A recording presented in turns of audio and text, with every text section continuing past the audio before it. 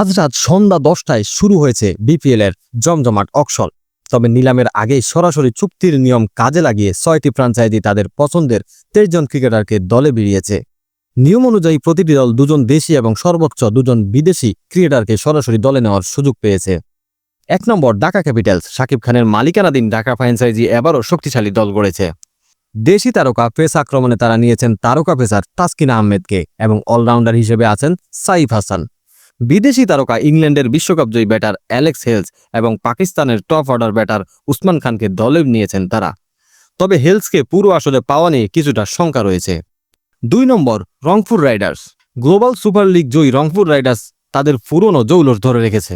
দেশি তারকা শিরোপাজয়ী অধিনায়ক নুরুল হাসান সোহানকে তারা ধরে রেখেছে, সাথে ফেস আক্রমণে শক্তি বাড়াতে নিয়েছে কাটার মাস্টার মুস্তাফিজুর রহমানকে। বিদেশি কোটায় তারা পাকিস্তানের 2 তরুণের উপর ভরসা রেখেছেন, ব্যাটার খাজা নাফে এবং বাঁহাতি লেগ স্পিনার সুফিয়ান মুকিম। 3 নম্বরে নোয়াখালী এক্সপ্রেস। প্রথমবার বিপিএলে আসা নোয়াখালী এক্সপ্রেস শুরুতেই চমক দেখিয়েছে। দেশি তারকা অভিজ্ঞ ব্যাটার সৌম্য সরকার এবং ফেসার হাসান মাহমুদকে দিয়ে তারা দেশি কোটা পূরণ করেছে।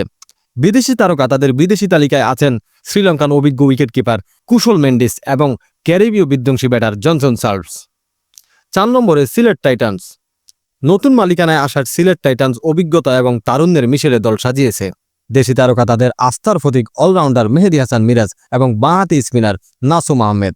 বিদেশি তারকা পাকিস্তান থেকে তারা দলে নিয়েছে তারকা পেসার মোহাম্মদ আমির এবং ওপেনার সিয়াম আইয়ুবকে। 5 নম্বর রাজশাহী ওয়ারিয়র্স। নতুন নামে আসা রাজশাহী ওয়ারিয়র্স নেতৃত্ব এবং ব্যাটিংয়ে জোর দিয়েছে। দেশি তারকা বাংলাদেশ জাতীয় দলের টেস্ট অধিনায়ক নাজমুল হোসেন শান্ত এবং ওপেনার তানজিদ হাসান তামিমকে তারা সরাসরি চুক্তিতে নিয়েছে। বিদেশি তারকা পাকিস্তানের আগ্রাসী ব্যাটার সাহিবজাদা ফারহান এবং অলরাউন্ডার মোহাম্মদ নেওয়াজকে তারা রিক্রুট করেছে। 6 নম্বর চট্টগ্রাম রয়্যালস। চট্টগ্রাম রয়্যালস এখন পর্যন্ত একজন বিদেশি খেলোয়াড় নিশ্চিত করেছেন। দেশি তারকা স্পিনার অলরাউন্ডার শেখ মাহাদি এবং বাঁহাতি স্পিনার তানবীর ইসলামকে তারা দলে নিয়েছেন। বিদেশি কোটায় পাকিস্তানের রহস্যময় স্পিনার আবরার আহমেদকে তারা দলে নিয়েছেন।